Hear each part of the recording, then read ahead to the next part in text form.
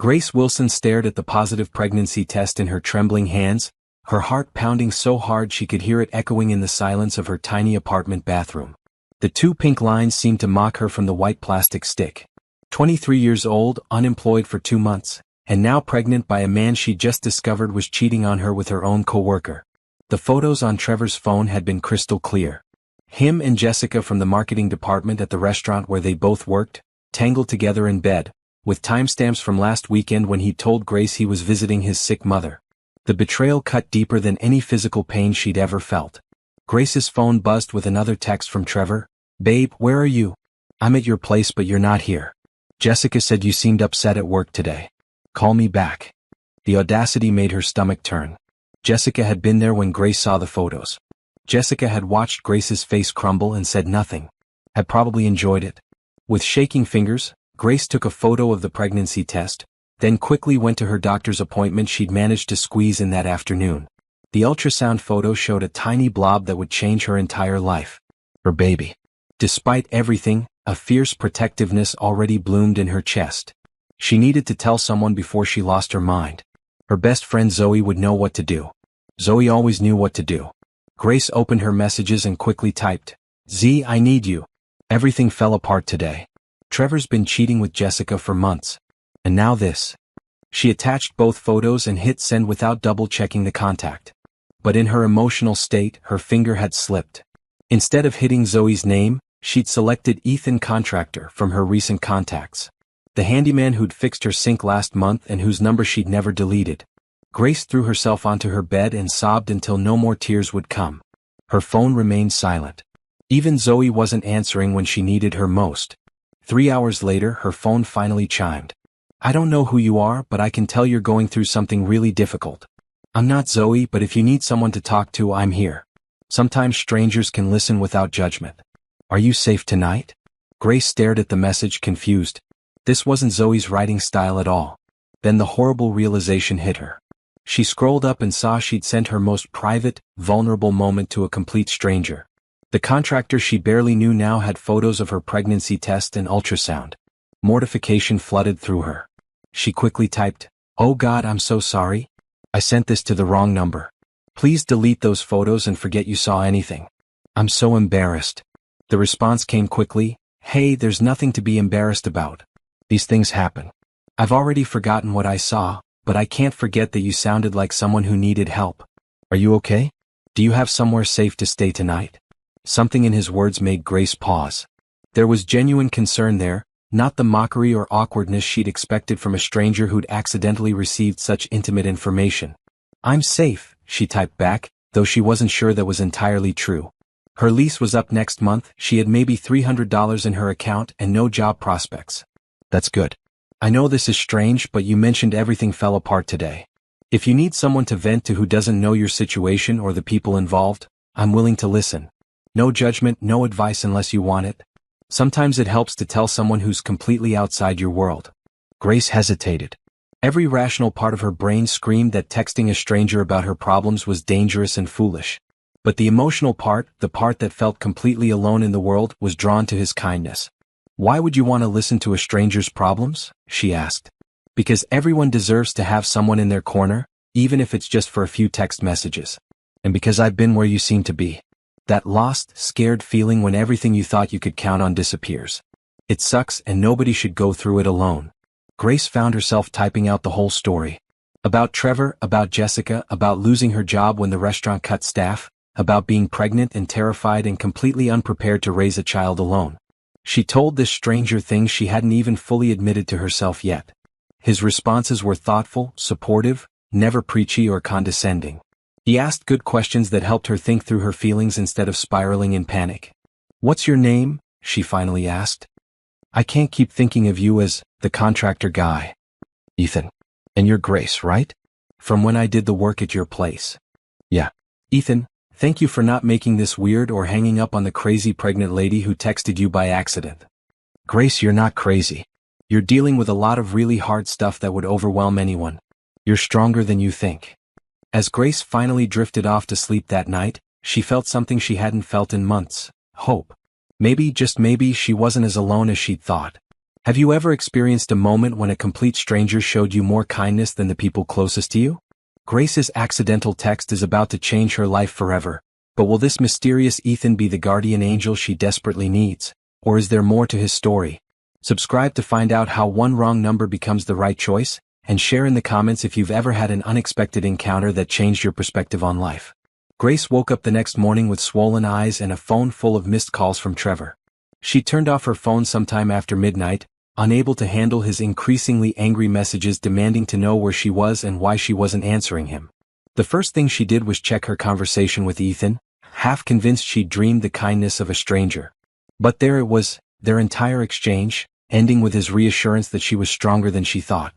She typed, "Good morning, Ethan. Thank you again for last night. I know it was weird, but you really helped me feel less alone." His response came quickly, "Good morning, Grace. How are you feeling today?" Sometimes the morning after a big revelation can be even harder than the night itself. He was right. In daylight, her problems seemed even more overwhelming.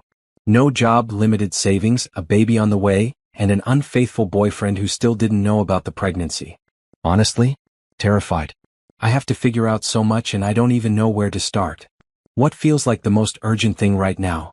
Grace looked around her small apartment. I guess finding a job. My lease is up in 3 weeks, and I need to know I can afford rent somewhere before then. What kind of work do you do? I was a server at Romano's, but they laid off half the staff last month. I have a business degree but no real office experience. Most places want experience I don't have, or they pay so little I couldn't afford rent anyway. Her phone rang. Trevor again. She declined the call and immediately got another text from him. "Grace, what the hell is going on? You're scaring me. Where did you go last night?" She showed Ethan the message. And then there's this. He doesn't even know about the baby yet. Part of me wants to tell him just to see his face, but mostly I want to never see him again. That's completely understandable. When someone betrays your trust like that, the idea of sharing something as important as a pregnancy with them feels impossible. Do you think he'd be supportive if he knew? Grace laughed bitterly. Trevor can barely take care of himself. He's 25 and his mom still does his laundry. The idea of him as a father is ridiculous. Then you don't owe him anything right now. You can tell him when and if you're ready. But legally, doesn't he have rights? Eventually, maybe. But you're early in the pregnancy and you need to take care of yourself first. You can't make good decisions about anyone else until you're in a stable place yourself. His practical advice helped calm her spiraling thoughts. Grace found herself sharing more about her situation, about her strained relationship with her parents who lived across the country and barely spoke to her, about feeling completely adrift without any support system. "Grace, can I ask you something that might sound strange?" "Sure." "This whole conversation is strange. Are you open to accepting help from someone, or are you the type of person who feels like they have to do everything alone?" The question caught her off guard. I don't know. I've always been pretty independent, but honestly, I don't think I can do this alone." "Why?" "Because I might know of some opportunities that could help with both the job situation and the housing situation, but I don't want to overstep if you'd be uncomfortable with help from someone you barely know." Grace's heart raced. "What kind of opportunities?" "I know this sounds crazy, but I own a small tech company. We've been looking for someone to help with administrative work, customer service, basic office management. It's not glamorous, but it pays well and has good health insurance. The thing is, we're a pretty casual, close-knit team and I'd want to make sure you'd be comfortable in that environment." Grace stared at her phone. A job with health insurance was exactly what she needed, but accepting help from a stranger felt dangerous. "Ethan, I don't understand. Why would you offer a job to someone you've never met based on a few text conversations?" "Honestly? Because in our conversations last night, you showed more integrity and thoughtfulness than some people I've known for years. You're dealing with a crisis and instead of lashing out or blaming everyone else, you're trying to figure out how to take responsibility and move forward. That tells me a lot about your character. But what if I'm terrible at the job? What if this is all a mistake? Then we figure it out. But Grace, you have a business degree and experience in customer service. You're articulate and professional in your messages. I think you're underestimating yourself." Grace walked to her bathroom mirror and looked at herself. Puffy eyes, messy hair, wearing the same clothes from yesterday. She looked like someone who had given up, but inside she felt a tiny spark of hope. "What would I need to do? Is there an interview process? We can start with a conversation. Would you be willing to meet in person? I know that probably sounds scary, meeting a stranger from a wrong number text, but we could meet somewhere public, somewhere you'd feel safe. Where would we meet? There's a coffee shop called Brewster's on 5th Street, near the library. It's always busy, lots of people around. We could meet there tomorrow morning, say 10 o'clock? You could ask me questions about the job, get a feel for whether it's something you'd want to do. Grace's phone buzzed with another call from Trevor. She declined it again. Okay, she found herself typing. But I should probably tell you I'm pregnant. If that changes your mind about the job offer, I understand. Grace, that doesn't change anything. If anything, it makes me more sure that you need stability and support right now. Good companies support their employees through major life changes. Tears sprang to Grace's eyes. When was the last time someone had responded to her pregnancy news with support instead of judgment or panic? Thank you, Ethan. I'll see you tomorrow at 10. See you then. And Grace? Everything is going to work out. I know it doesn't feel like it right now, but sometimes the worst moments are right before the best ones begin. As Grace set her phone down, she felt something shift inside her. For the first time since seeing Trevor's betrayal, she wasn't just surviving the day. She was actually looking forward to tomorrow. Grace spent the entire next morning changing outfits 3 times before settling on a simple blue dress that hid her barely there bump and made her feel professional. She arrived at Brewster's 15 minutes early, wanting to scope out the location and calm her nerves.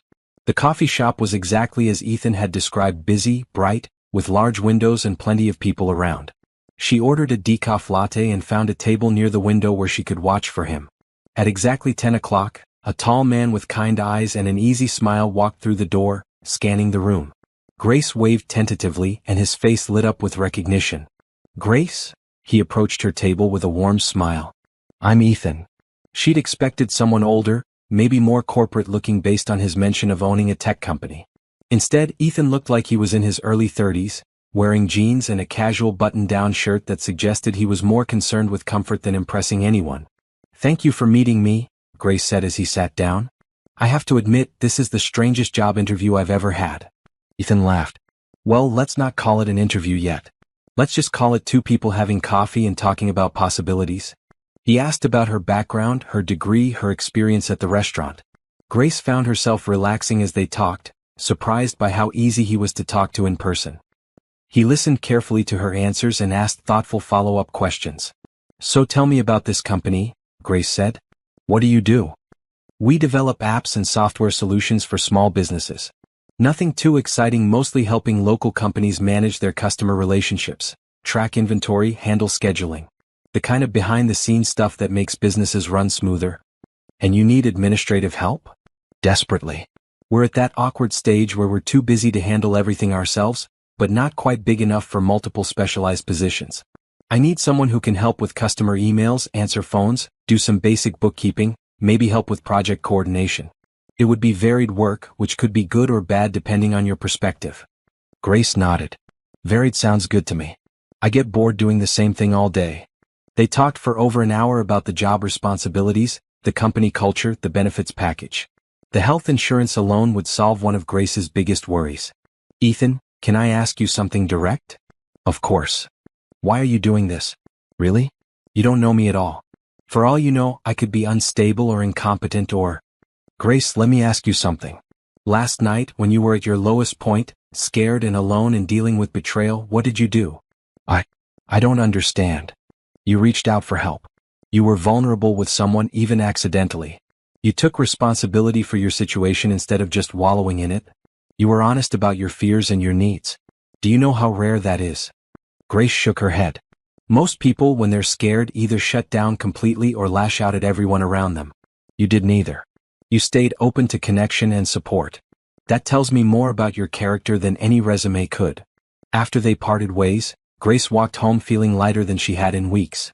Ethan had offered her the job, starting Monday, with a salary that would allow her to not only keep her apartment but actually start saving money. The relief was overwhelming. But as she approached her building, she saw Trevor's car parked outside. He was leaning against it, arms crossed, looking angry. Where the hell have you been? He demanded as she got close enough. I've been calling you for 2 days. I've been worried sick. You've been worried? Grace's newfound confidence helped her keep her voice steady. That's interesting, Trevor. I wasn't aware you still worried about me. What's that supposed to mean? Grace looked at him, this man she'd thought she loved, and felt nothing but pity. It means I know about Jessica. I saw the photos on your phone. Trevor's face went pale. Grace, I can explain. No need. I think the photos explained everything pretty clearly. It's not what you think. Jessica and I were not serious.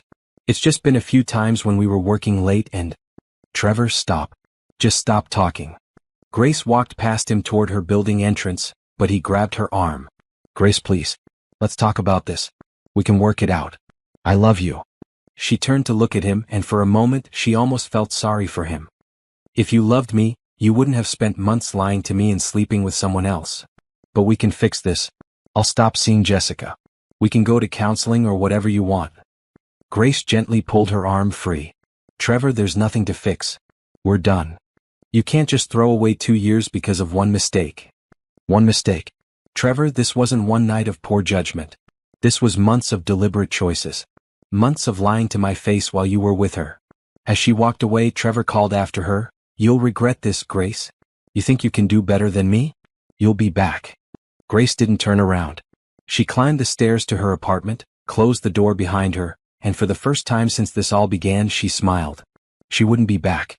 She was moving forward. Her phone buzzed with a text from Ethan. How did the rest of your day go? Better than expected. I stood up to my ex-boyfriend and felt strong doing it. Thank you for helping me remember who I am. You didn't need me for that. You just needed a reminder that you have options. See you Monday, Grace. I'm looking forward to working with you. As Grace settled into bed that night, she placed her hand on her still flat belly. Things are going to be okay, she whispered. We're going to be okay. For the first time in months, she believed it. Grace's first week at Ethan's company, TechBridge Solutions, exceeded every expectation she dared to have. The office was bright and modern, with floor-to-ceiling windows and comfortable furniture that made it feel more like a creative space than a traditional workplace. The team was small but welcoming. There was Jamie, the lead developer who had an infectious laugh and seemed to survive entirely on energy drinks and enthusiasm. Rachel handled marketing and had already invited Grace to join her for lunch every day. And then there was Ethan himself, who proved to be just as kind and thoughtful as a boss as he'd been as a stranger offering support through text messages. Grace quickly settled into her role managing customer communications, scheduling, and basic administrative tasks. The work was engaging and varied, and she found herself actually looking forward to coming to work each morning. On Friday afternoon, as Grace was organizing files for the following week, Ethan knocked on her open office door. How are you settling in? He asked, leaning against the doorframe with a genuine smile. Really well. Everyone's been so welcoming and I love how different every day is. Good to hear. Do you have any plans this weekend? Grace almost laughed. Unless you count doing laundry and grocery shopping as plans, then no. Why? There's a farmer's market downtown on Saturday mornings. Really good fresh produce, local vendors, live music. I was planning to go anyway and I thought if you were interested you might want to check it out. No pressure, just thought you might enjoy it. Grace hesitated. Spending weekend time with her boss felt like crossing a line, but something about Ethan made the invitation feel natural rather than inappropriate. That sounds nice, she heard herself saying. What time? I usually get there around 9 before it gets too crowded. We could meet at the main entrance. Saturday morning dawned clear and warm. Grace arrived at the farmer's market entrance a few minutes early, wearing a comfortable sundress and feeling more relaxed than she had in months. When Ethan appeared, carrying a reusable shopping bag and wearing sunglasses that made him look younger, she felt a flutter of something that had nothing to do with pregnancy hormones. Morning, he said warmly. Ready for the best Saturday morning experience the city has to offer? They wandered through the market stalls together, sampling fresh berries, admiring handcrafted jewelry, and listening to a folk duo performing near the fountain. Ethan seemed to know several of the vendors and introduced Grace to them as his friend and new team member. Try this, he said, offering her a small piece of cheese from a local dairy stand. It's amazing. Grace accepted the sample, and their fingers brushed as he handed it to her. The contact sent a warm sensation up her arm that she tried to ignore. You're right, that's incredible, she said, focusing on the cheese rather than the way Ethan was looking at her. Roberto makes the best artisan cheese in the state. I usually get a few varieties to keep in the office fridge. As they walked, Grace found herself sharing stories about her childhood, her college experiences, her dreams of maybe starting her own business someday. Ethan listened with the same focused attention he'd shown during their text conversations, asking questions that showed he was genuinely interested in her thoughts and experiences. Can I ask you something personal? Grace said as they sat on a bench near the fountain, sharing a bag of fresh peaches. Sure. Why aren't you married? You're successful, kind, attractive. I just assumed someone like you would have been snatched up already. Ethan was quiet for a moment, watching the fountain. I was engaged a few years ago, Sarah. We dated for 3 years and I thought we wanted the same things. But when I started the company and was working long hours trying to get it off the ground, she decided she wanted someone who could give her more attention and stability. Someone with a regular 9-to-5 job and predictable income. I'm sorry. That must have been hard. It was at the time, but honestly I think we both dodged a bullet. If she couldn't handle the uncertainty of building something together, we weren't right for each other. What about you? Besides Trevor the cheater, have there been other serious relationships? Grace thought about it. Not really. I've always been focused on school or work, and most of the guys I dated seemed threatened by the idea that I had goals beyond making them comfortable. Trevor was the first one who seemed supportive of my ambitions, but apparently that was just an act. Their loss, Ethan said simply. They spent the rest of the morning exploring the market, and Grace found herself forgetting that this was her boss, forgetting that she was pregnant and dealing with complicated life circumstances. For a few hours, she was just a woman spending time with an attractive, interesting man who made her laugh and seemed genuinely to enjoy her company. As they prepared to leave, Grace's phone rang. Trevor's name appeared on the screen. You don't have to answer that, Ethan said gently, noticing her expression change. I should.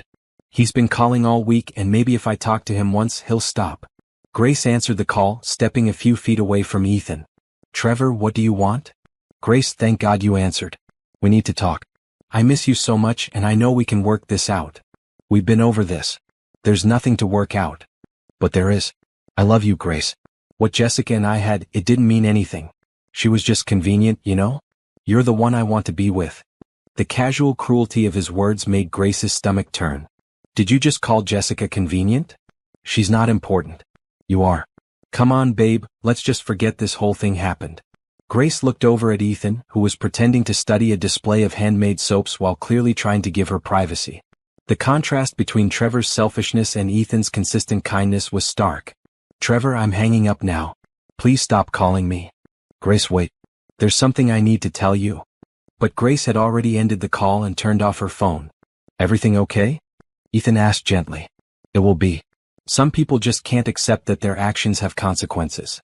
As they walked back to their cars, Ethan said, Grace, I hope this doesn't sound presumptuous, but if you ever feel unsafe or need someone to talk to, you have my number. Not just as your boss but as a friend. Grace smiled, feeling warmth spread through her chest. Thank you, Ethan. That means more than you know. Driving home, Grace realized she'd gone the entire morning without thinking about her pregnancy, her uncertain future, or her complicated past. For the first time in months, she'd simply enjoyed the present moment. And that felt like a gift. Monday morning brought unexpected challenges. Grace arrived at work to find an eviction notice taped to her apartment door, giving her 48 hours to catch up on rent she thought she'd paid. A call to her landlord revealed that the restaurant where she used to work had bounced her final paycheck, leaving her account overdrawn and her rent payment returned. She sat in her car outside the TechBridge office trying not to cry. With her first paycheck still a week away, she had no way to come up with the money in time. Grace pulled herself together and walked into the office, determined not to let her personal problems affect her work. But Ethan took one look at her face and immediately asked her to step into his office. What's wrong? He asked gently, closing the door behind them. Grace tried to maintain her composure. It's nothing I can't handle. Just some personal stuff. Grace, we've been through this. You don't have to handle everything alone. What's going on? The kindness in his voice broke through her defenses, and she found herself explaining the situation with the eviction notice and the bounced paycheck. How much do you need? Ethan asked without hesitation. Oh no, I can't ask you for money. That's not why I told you. You didn't ask. I offered. How much? Ethan, I couldn't pay you back right away, and mixing money with work relationships is complicated. Grace. His voice was firm but gentle. How much do you need to keep your apartment? She told him the amount, watching his face for any sign of judgment or hesitation. There was neither. Okay. I can write you a check right now, or if you prefer, I can call it an advance on your first month's salary. An advance would be better, I think. But Ethan, are you sure? We barely know each other. We know each other well enough. And Grace, you're carrying a child. No pregnant woman should have to worry about having a roof over her head because of someone else's financial irresponsibility. Grace felt tears prick her eyes. Why are you so kind to me? Ethan was quiet for a moment, studying her face. Because everyone deserves kindness, especially when they're going through a difficult time. And because I can afford to help, so why wouldn't I? He wrote her a check for the full amount, plus a little extra.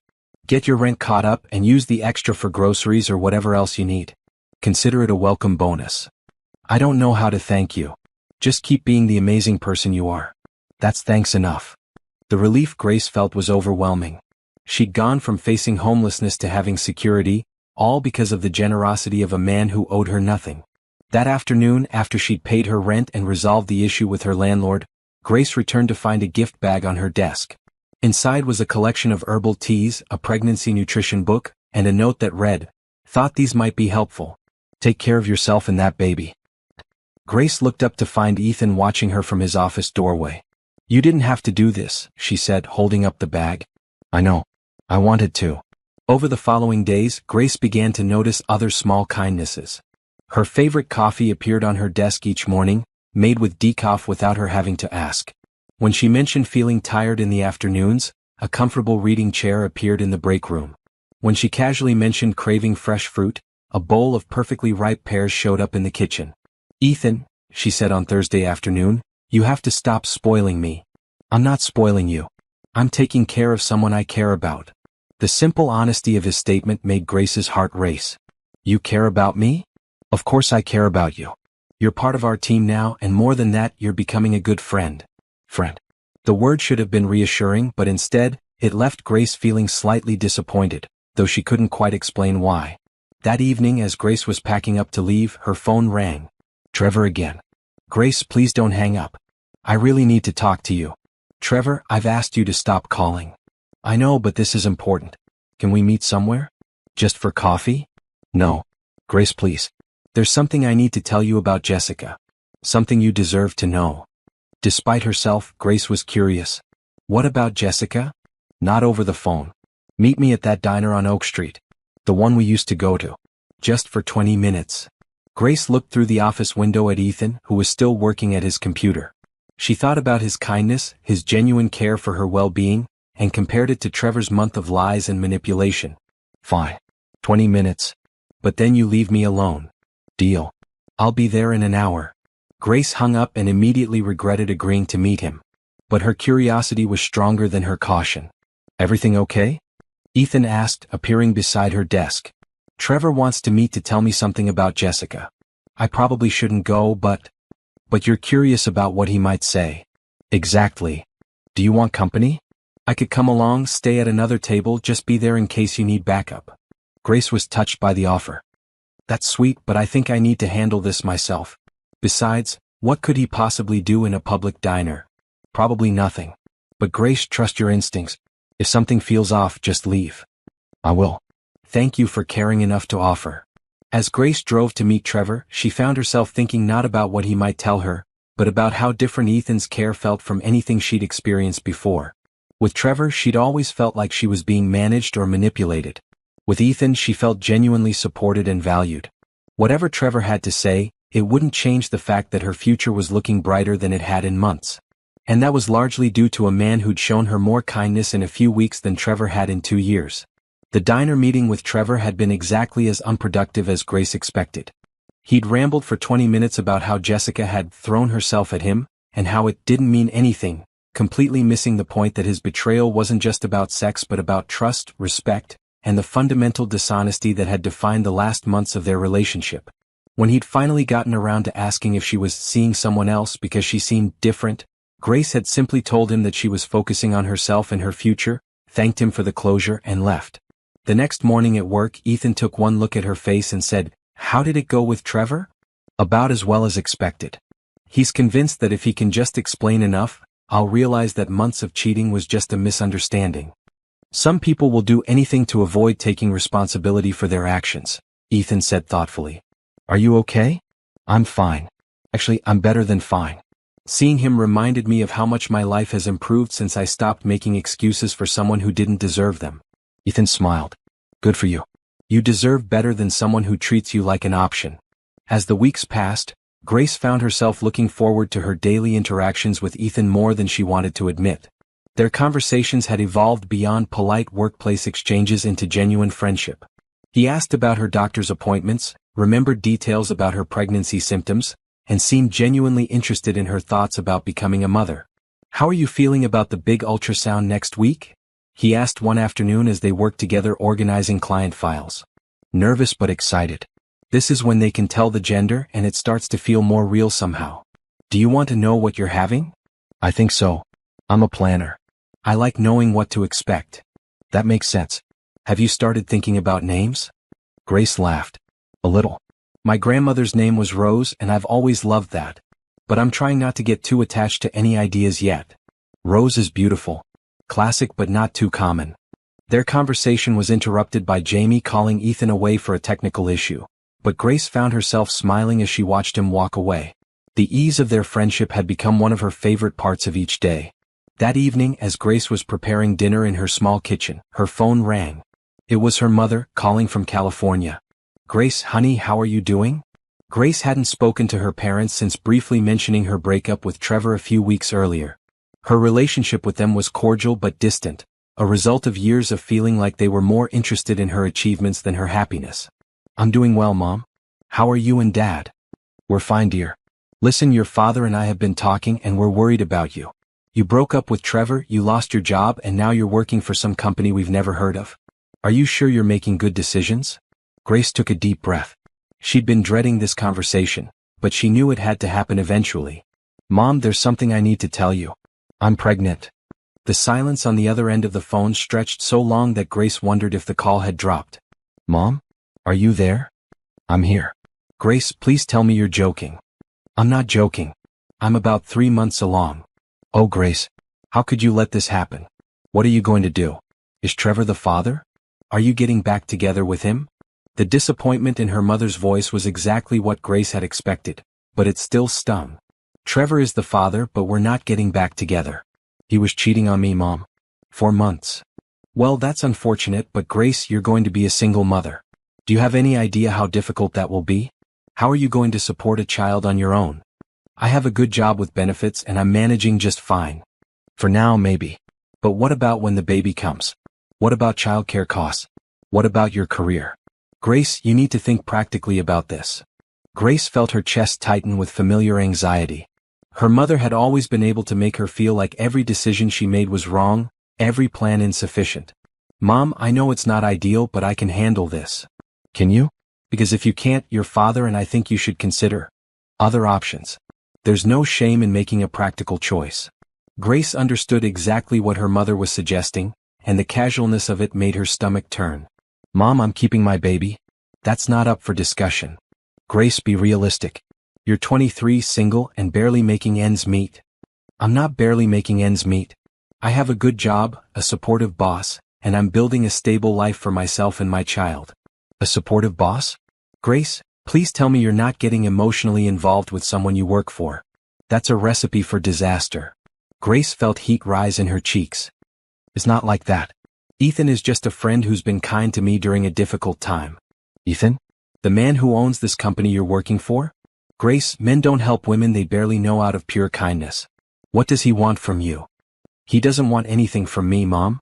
Some people are just genuinely good." "Oh, sweetheart, you're so naive. No successful man helps a pregnant woman he doesn't know without expecting something in return." After Grace ended the call, she sat in her kitchen feeling deflated and confused. Was she being naive? Was Ethan's kindness too good to be true? The next morning, she found herself watching Ethan differently, looking for signs of hidden motives or expectations. But his behavior was exactly the same as always: professional, friendly, and genuinely caring without any hint of romantic pressure or expectation.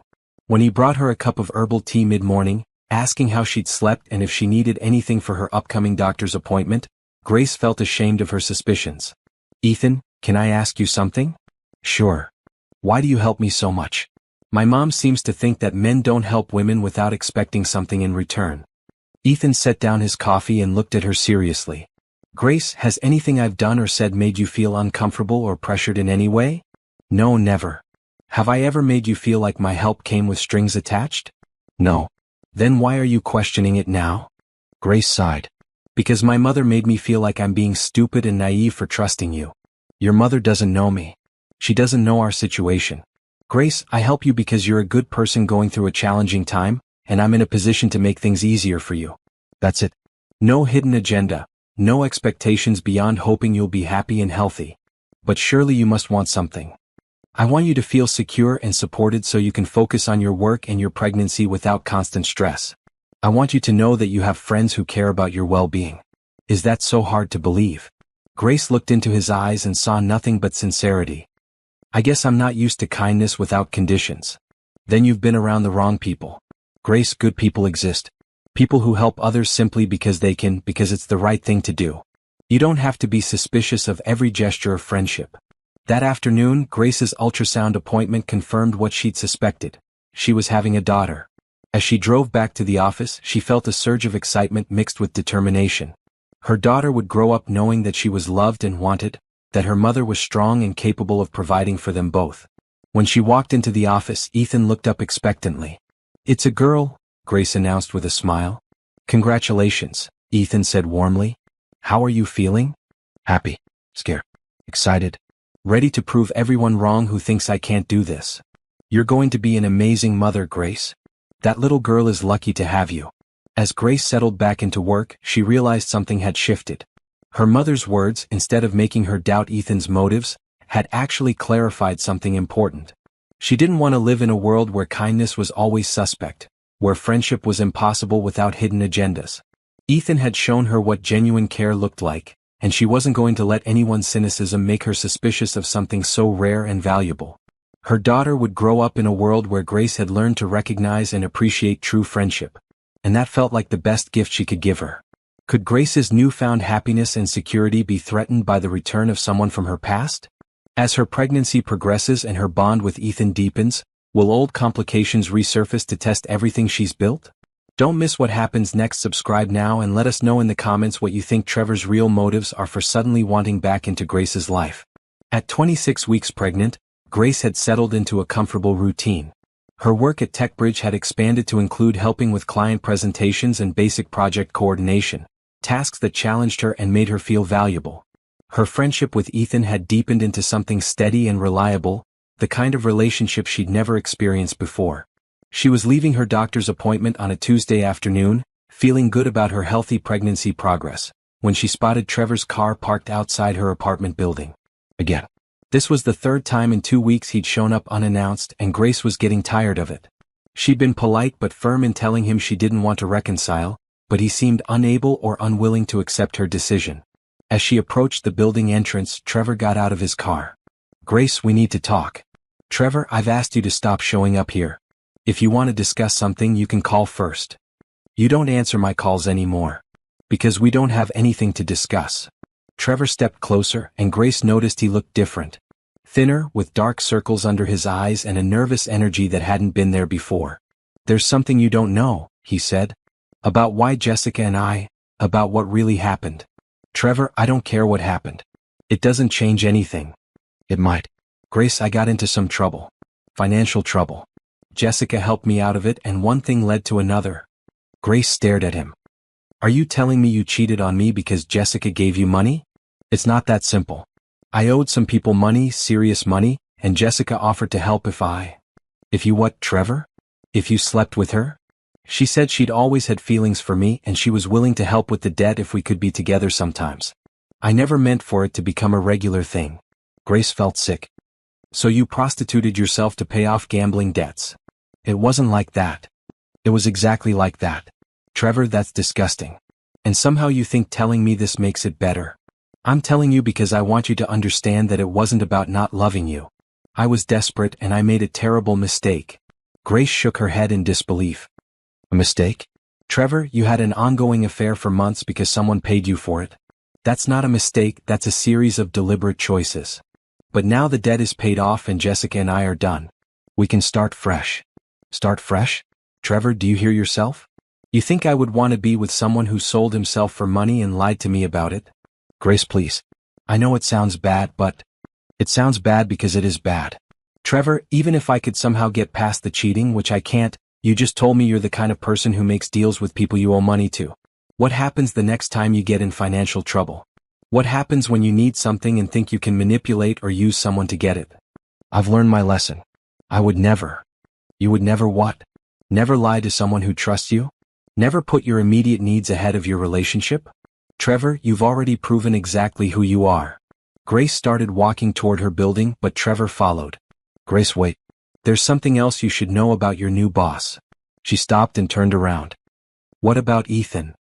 I did some research on him after you started working there. Did you know he's worth millions? Like serious money? I knew his company was successful. So what? So what? Grace, don't you think it's weird that a millionaire is personally taking such an interest in you? Helping you with rent, giving you special treatment at work? Grace felt a familiar knot form in her stomach. Ethan has been a good friend and a fair boss. Come on, Grace. Rich guys don't help random women out of the goodness of their hearts. What does he want from you? Not everyone is like you, Trevor. Some people help others without expecting something in return. You're being naive. Men like Ethan don't stay single because they can't find women. They stay single because they like having options. And pregnant women going through difficult times make very grateful options. Stop talking. I'm just saying be careful. Guys with money think they can buy whatever they want, including people. Grace felt anger rising in her chest. You know what, Trevor? You're right about one thing. I'm grateful to Ethan.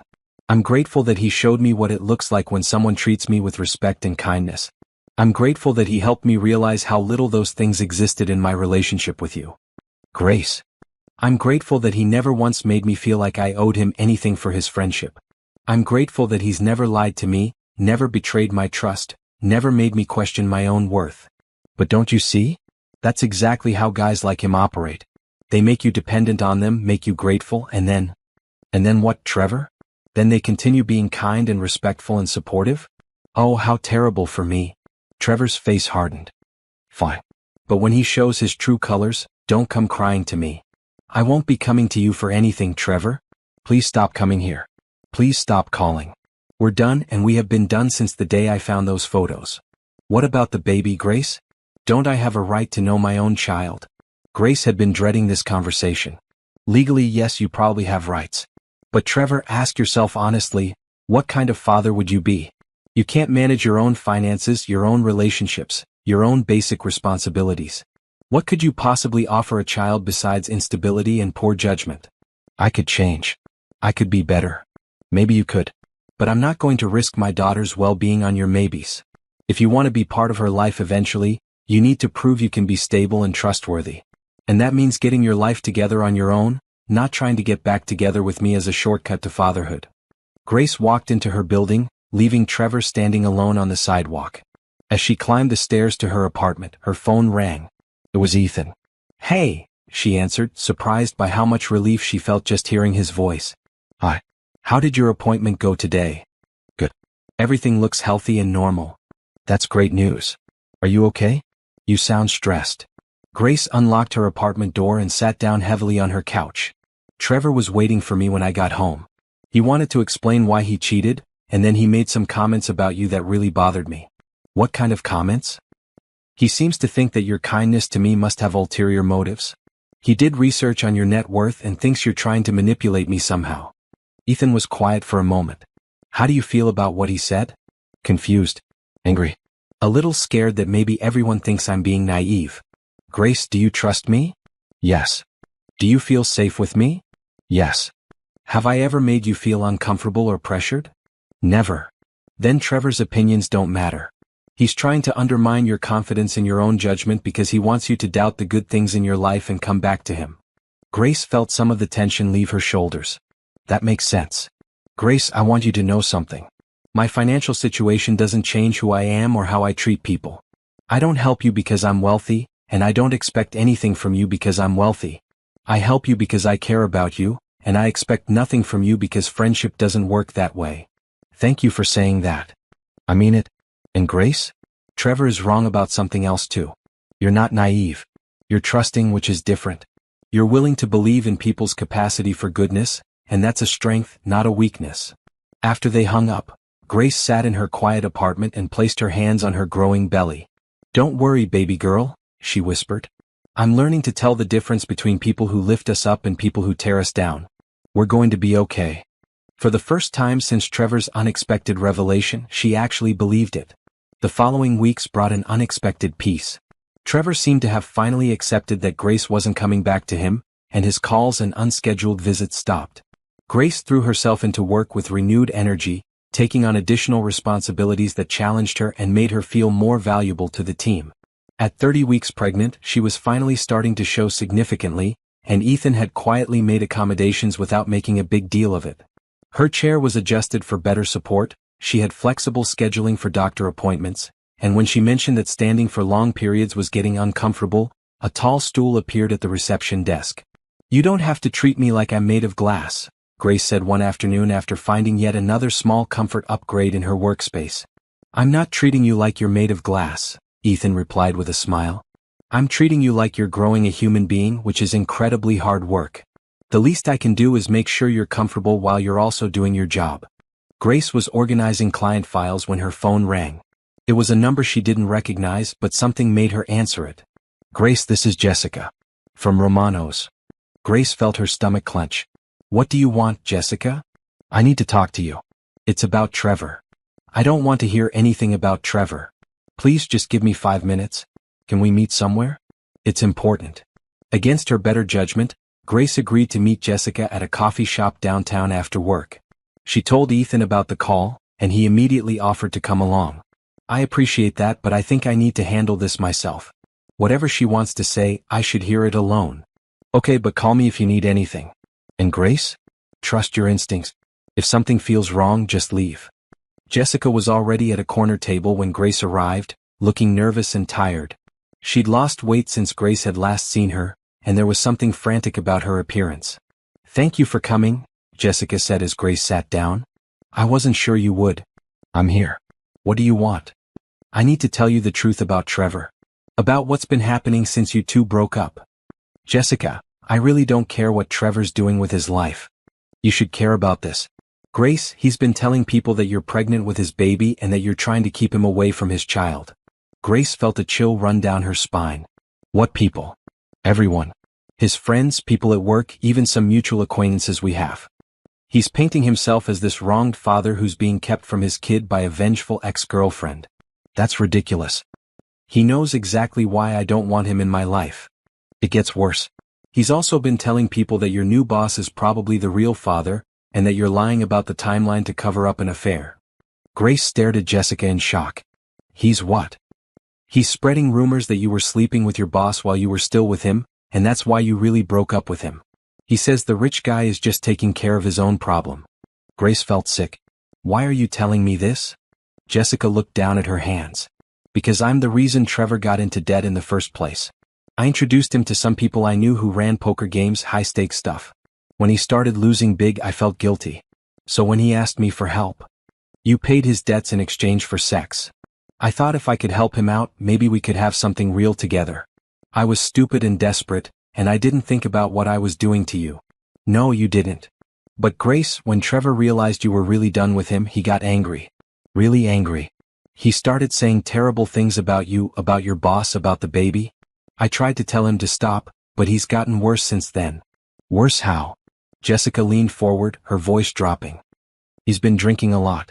And he's talking about confronting your boss, about exposing what he thinks is going on between you two. Grace, I think he might do something stupid." Grace felt panic rising in her chest. "Like what?" "I don't know. But he's convinced himself that if he can prove your boss is the real father, or if he can make trouble for the guy's business, you'll have to come back to him. That's insane. Trevor's not thinking clearly right now. He's humiliated, he's broke again, and he's drunk most of the time. That's a dangerous combination." Grace pulled out her phone and immediately called Ethan. "Grace? How's the meeting going?" "Ethan, I need you to be careful. Trevor's been spreading rumors about us, and Jessica thinks he might try to cause trouble for you or your business." "What kind of rumors?" Grace quickly explained what Jessica had told her, feeling more mortified with each detail. "Grace, I need you to listen to me carefully. Are you safe right now?" "I think so. I'm at the coffee shop with Jessica." "Okay. I want you to go straight home, lock your doors, and don't answer them for anyone except me. I'm going to make some calls and see if we need to involve the police. Ethan, I'm so sorry. This is all my fault. Grace, this is not your fault. Trevor's behavior is not your responsibility. We'll figure this out together, okay? After Grace hung up, Jessica reached across the table and touched her arm. Grace, I know you have no reason to trust me, but I want you to be careful. Trevor's not the man you thought he was. He's not the man I thought he was either. Why are you warning me? What do you gain from this? Jessica's eyes filled with tears. Because I helped create this situation, and because what he's planning isn't just wrong, it's dangerous. You don't deserve to be hurt because I made terrible choices. Grace looked at Jessica and saw genuine regret and fear. What exactly is he planning? I don't know specifics. But he's been watching your workplace, learning your schedule, asking questions about your boss. Grace, he's obsessed. And obsessed people do unpredictable things. As Grace drove home, her mind raced with worry and anger. She thought she was building a stable, peaceful life for herself and her daughter. Now Trevor's bitterness and jealousy threatened to destroy everything good she'd found. But as she pulled into her parking space, Grace felt something else alongside the fear: determination. She'd worked too hard and come too far to let Trevor's problems become her problems. She had people who cared about her, a job she loved, and a daughter to protect. Trevor might think he could intimidate or manipulate her back into his life, but he was about to discover just how much stronger she'd become since leaving him. Her phone buzzed with a text from Ethan. Security company is sending someone to check your building tonight. You're not facing this alone. Grace smiled despite her worry. She'd learned to recognize the difference between a man who protected her because he cared and a man who controlled her because he was selfish. And she wasn't going to let anyone confuse the two ever again. The security measures Ethan arranged turned out to be both reassuring and necessary. Within 2 days of Jessica's warning, Trevor showed up at Grace's apartment building at 2 in the morning, drunk and demanding to be let in. The security guard Ethan had hired called the police, and Trevor was arrested for disturbing the peace and violating the restraining order Grace had filed the day before. I can't believe it came to this, Grace said to Ethan as they sat in her apartment the next morning, reviewing the police report. A year ago, I thought I was going to marry him. People change, Ethan said gently. Or maybe they reveal who they really were all along. Either way, you made the right choice getting away from him. Did I though? Look at all the trouble this has caused for you and your business. Ethan set down his coffee and looked at her seriously. Grace, Trevor's behavior isn't your fault. And honestly, the fact that he tried to damage my reputation tells me everything I need to know about his character. You're better off without him. Grace shifted uncomfortably in her chair, her 34-week pregnant belly making it hard to find a good position. I just feel like I've brought so much drama into your life. You offered me a job and friendship, and instead you got restraining orders and security guards. You brought dedication, intelligence, and kindness into my life. The drama came from someone else entirely. Grace studied Ethan's face. Over the months of working together and building their friendship, she'd learned to read his expressions. Right now, he looked like he wanted to say something else but was holding back. What is it? She asked. What's what? You have that look you get when you're thinking about something but not saying it. Ethan smiled. You know me pretty well. I should by now. We've been through a lot together. So what are you thinking about? Ethan was quiet for a long moment, then said, I've been thinking about how different my life is since you came into it. How much happier I am. Grace felt her heart skip. Ethan. I know the timing is complicated and I know you're dealing with a lot right now. But Grace, somewhere along the way you stopped being just an employee or even just a friend. You became someone I can't imagine my life without. Grace stared at him, hardly believing what she was hearing. Are you saying what I think you're saying? I'm saying I'm in love with you. I've been for weeks, maybe longer. I know you're pregnant with someone else's baby, and I know you're not looking for a relationship right now, but I needed you to know how I feel.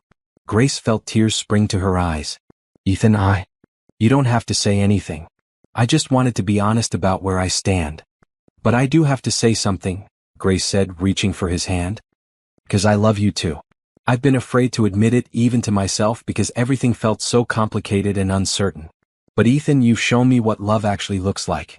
Not the desperate, possessive thing I had with Trevor, but something steady and supportive and real. Ethan's face lit up. Really? Really? I love how you make me feel safe without making me feel helpless. I love how you support my independence while still being there when I need you. I love that you've never once made me feel like my pregnancy was a burden or a complication. Because it's not. Grace, if you'll have me, I want to be part of this. All of it. You, the baby, building a life together. Are you sure? Because once this baby comes, there's no going back. You'd be taking on a child that isn't biologically yours, and all the complications that come with that. Grace, I fell in love with you while you were pregnant. This baby has been part of you for our entire relationship. I can't imagine loving you and not loving her too. Grace felt overwhelmed with emotion. Her? Well, you said you're having a daughter. I've been thinking of her as part of our future together. Our future? Ethan got up from his chair and knelt down beside hers, taking both her hands in his. Grace Wilson, I know this isn't the traditional way to do things, and I know our situation is unusual. But I love you and I love the life we could build together. Will you marry me? Grace looked down at this man who had changed her entire world, who had shown her what genuine love and partnership looked like, and knew her answer without hesitation. Yes, she whispered. Yes, of course, yes. As Ethan kissed her, Grace felt something she'd never experienced before, complete certainty that she was exactly where she belonged. The baby kicked hard against her ribs as if she approved of this new development. I think she likes the idea, Grace laughed, placing Ethan's hand on her belly where the baby was moving. Hello there, little one, Ethan said softly. I'm Ethan. I'm going to help take care of you and your mama, if that's okay with you. The baby settled down as if she were listening. I think that's approval, Grace said. Good. Because I plan to be the best father I can be to her. Grace looked at this man who had appeared in her life through a wrong number text and changed everything. She's lucky to have you. We both are. I'm the lucky one, Grace. I get to love both of you for the rest of my life. As they sat together planning their future, Grace realized that sometimes the worst moments really are right before the best ones begin. Her accidental text had led to losing Trevor, but it had also led to finding Ethan. And that seemed like exactly the kind of beautiful accident she could believe in. 3 months later, Grace woke up on her wedding morning to sunshine streaming through the windows of Ethan's house, which had become their house 2 weeks earlier when she'd officially moved in. At 38 weeks pregnant, she was enormous, uncomfortable, and absolutely glowing with happiness. Morning, Mrs. Almost Martinez, Ethan said, bringing her breakfast in bed as had become his weekend tradition. Morning, Mr. Almost Husband. Are you ready for this? I've been ready since the day you accidentally texted me a pregnancy test photo. Grace laughed. That was not the most romantic beginning to a love story. Are you kidding? It's the perfect beginning. You reached out for help when you needed it most, and I was lucky enough to be the one who answered. That's pretty romantic to me. The wedding was small and perfect. They decided on an intimate ceremony in Ethan's backyard, with only their closest friends and family present. Rachel and Jamie from work had decorated the garden with white flowers and twinkling lights. Grace's parents had flown in from California and, after meeting Ethan and seeing how happy Grace was, had put aside their initial concerns about the unconventional timeline. Grace wore a simple white dress that accommodated her pregnant belly, and she'd never felt more beautiful. As she walked down the makeshift aisle toward Ethan, who was waiting for her with the biggest smile she'd ever seen, she thought about how different her life looked now compared to a year ago. You look incredible, Ethan whispered as she reached him. You clean up pretty well yourself. Their vows were simple and heartfelt. Ethan promised to love and support both Grace and their daughter, to be the kind of partner who lifted her up rather than holding her back. Grace promised to trust in their love, to build a life based on honesty and mutual respect, and to never take for granted the gift of finding someone who loved her exactly as she was. I now pronounce you husband and wife, the officiant declared. You may kiss your bride. As Ethan kissed her, Grace felt the baby give a particularly strong kick, making them both laugh. She's celebrating too, Grace said. Our daughter has good timing. The reception was a backyard barbecue with close friends sharing stories and celebrating the new family. Grace's parents seemed genuinely happy, and she was relieved that they'd come to understand how much Ethan meant to her. Grace, dear, her mother said as they watched Ethan chatting with Grace's father by the grill, I owe you an apology. When you first told me about Ethan, I was skeptical of his motives. But seeing you two together, it's clear that he loves you deeply. And the way he talks about the baby, he's going to be a wonderful father. Thank you, Mom. That means a lot to me. I was wrong to assume the worst about his intentions. Some men really are just genuinely good people. As the evening wound down and their guests began to leave, Grace and Ethan found themselves alone in their backyard, surrounded by the remnants of their perfect day. How are you feeling, Mrs. Martinez? Happy, tired, excited, a little nervous about becoming a mother in a few weeks. You're going to be an amazing mother. You're already protecting and nurturing our daughter, making sure she'll be born into a stable, loving home. Our daughter. I love how that sounds. Me too. Grace, there's something I want to give you. Ethan pulled out a small wrapped box. Inside was a delicate silver bracelet with two small charms, a heart and a tiny baby footprint. It's beautiful, Grace said as he fastened it around her wrist. The heart represents our love and the footprint represents our daughter. I wanted you to have something to remind you that you're not alone anymore. You have a family who loves you unconditionally. Grace felt tears spring to her eyes. Ethan, how did I get so lucky? We both got lucky. We found each other when we needed each other most. 2 weeks later, Grace went into labor at 39 weeks. Ethan was by her side through every contraction, every push, every moment of the long but ultimately smooth delivery. When Rose Elizabeth Martinez made her entrance into the world at 6:47 a.m., weighing 7 pounds and 2 ounces, she was perfect. Tiny fingers, dark hair, and lungs that announced her arrival to the entire maternity ward. She's beautiful, Ethan whispered, tears streaming down his face as the doctor placed Rose on Grace's chest. She's absolutely perfect. Rose, meet your daddy, Grace said softly, looking up at Ethan with pure love. He's been waiting to meet you. The doctor handed Ethan a pair of scissors to cut the umbilical cord, officially making him the first person to perform a parental duty for his daughter. His hands shook slightly as he made the cut, severing Rose's physical connection to Grace but beginning her connection to both of them as a family. Hello, sweetheart, Ethan said as he held Rose for the first time, his voice thick with emotion. I'm your dad. I've been looking forward to meeting you for months. Rose opened her eyes and seemed to look directly at him, as if she recognized his voice from all the times he'd talked to Grace's belly. She knows you, Grace said, watching them with wonder. Look how calm she is with you. Over the next few days in the hospital, Ethan proved to be a natural father. He changed diapers without complaint, walked the halls with Rose when she was fussy, and seemed to instinctively know how to soothe her when she cried. The nurses commented on what a devoted father he was, and Grace's heart swelled with pride every time. Have you thought about the legal adoption process? Grace asked one evening as they sat in the hospital room, Rose sleeping peacefully in Ethan's arms. I've already spoken to a lawyer. We can start the process as soon as you're ready. I want to make sure Rose legally has the security of knowing I'm her father in every way that matters. What about Trevor? He's listed as the biological father on her birth certificate. The lawyer says that given his history and the restraining order, and given that we're married and providing a stable home, the adoption should go smoothly. Especially if Trevor doesn't contest it. Do you think he will? Ethan looked down at Rose, who was gripping his finger in her tiny fist. I think Trevor will realize that fighting for custody would require him to prove he can provide a stable, safe environment for a child. Based on his recent behavior, I don't think that's something he can do. Grace nodded, feeling a sense of relief. Trevor had been conspicuously absent since his arrest, with no attempts to contact her about Rose's birth. Part of her wondered if he even knew the baby had arrived. When they brought Rose home 3 days later, Grace was amazed by how seamlessly Ethan stepped into fatherhood. He'd already baby-proofed the house, set up the nursery with everything they could possibly need, and arranged for his work schedule to be flexible so he could help with night feedings. You don't have to do the 2 a.m. feeding, Grace said on their second night home as Rose began to cry. You have work tomorrow? We're partners in this, Ethan said, already getting out of bed. Besides, I don't want to miss any of her early days. They go by so fast. As Grace watched her husband warm a bottle and gently pick up their daughter, speaking to her in soft, loving tones, she felt overwhelmed with gratitude. Rose would grow up knowing she was wanted, loved, and protected by two parents who chose each other and chose her. 6 months later. Da-da-da-da, Rose babbled from her high chair, reaching her chubby arms toward Ethan as he walked into the kitchen. Did you hear that? Ethan said excitedly. She said dada. She's been practicing all week, Grace laughed.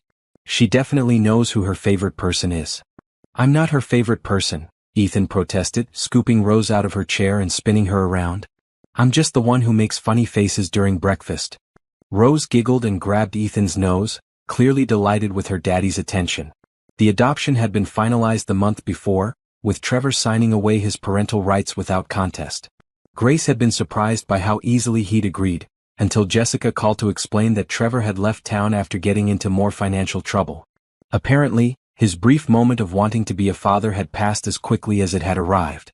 It's better this way, Grace had told Ethan after they left the courthouse with Rose's new birth certificate listing Ethan Martinez as her father. She'll never have to wonder if her daddy really wants her. She'll never have to wonder about that, Ethan agreed. Because I'll spend every day making sure she knows she's loved. Now, watching Ethan feed Rose her breakfast while making exaggerated expressions that had her squealing with laughter, Grace marveled at how perfectly their little family fit together. "What are you thinking about?" Ethan asked, noticing her thoughtful expression. "Just remembering that night I sent you the wrong text. I was so scared and felt so alone. I never could have imagined it would lead to this." "The best wrong number in history," Ethan said, reaching over to squeeze Grace's hand. "The best accident that ever happened to us." Rose threw a piece of banana at Ethan's shirt, then clapped her hands in delight. "I think our daughter is ready to start walking soon," Grace observed as Rose bounced excitedly in her high chair. "Walking, talking, probably demanding her own phone by next month," Ethan joked. "She's advanced for 6 months. She gets that from her daddy. Overachiever." As they cleaned up breakfast and got ready for their day, Grace felt the deep contentment that had become her normal state. Her life looked nothing like what she'd planned a year ago, but it was better than anything she could have planned for herself. Rose would grow up in a house filled with laughter, respect, and unconditional love. She would know that families come in all shapes and sizes, and that the most important thing isn't how a family begins, but how they choose to love each other every day. And Grace would always remember that sometimes the most beautiful beginnings come from the most unexpected places. A wrong number text, sent in desperation and received with kindness, had given her everything she never knew she needed. "Ready to start our day, Mrs. Martinez?" Ethan asked, settling Rose into her stroller. "Ready for anything, Mr. Martinez? As long as we're facing it together." As they walked out into the bright morning sunshine, Rose babbling happily and pointing at everything she saw, Grace knew that this was exactly where she was meant to be. Her wrong number had led her to her right life, and she couldn't be more grateful for the beautiful accident that had changed everything.